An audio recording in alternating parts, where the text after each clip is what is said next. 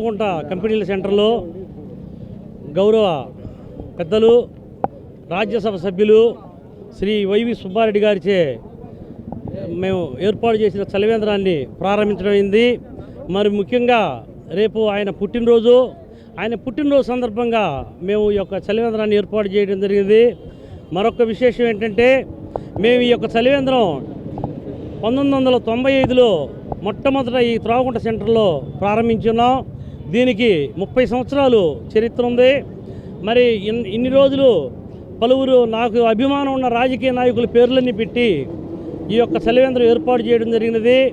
మరి ఈరోజు ఈ యొక్క మన రాజ్యసభ సభ్యులు వైవి సుబ్బారెడ్డి గారిచే ఫౌండేషన్ కూడా నేను ఈరోజు ప్రారంభించడం జరిగినది. జిఎస్పి ఫౌండేషన్ అని. జిఎస్పి అంటే మా నాన్న, మా అమ్మ, మా పెద్దన్నయ్య వీళ్ళ ముగ్గురి పేర్ల మీద, మా కుటుంబ సభ్యుల పేరు మీద ఈ యొక్క ఫౌండేషను చలివేంద్రం ద్వారా ఏర్పాటు చేయడం జరిగింది.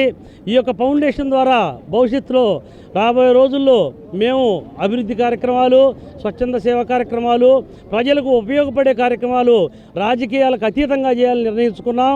మరి అదే ఈ యొక్క రోజు శుభారంభం చేశాం.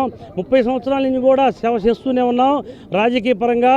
మరి ఇది ఈ సేవా తత్పరం కూడా ఈ కార్యక్రమం కూడా నిరంతరం మా కుటుంబం ద్వారా జరగాలని కోరుకుంటున్నాం.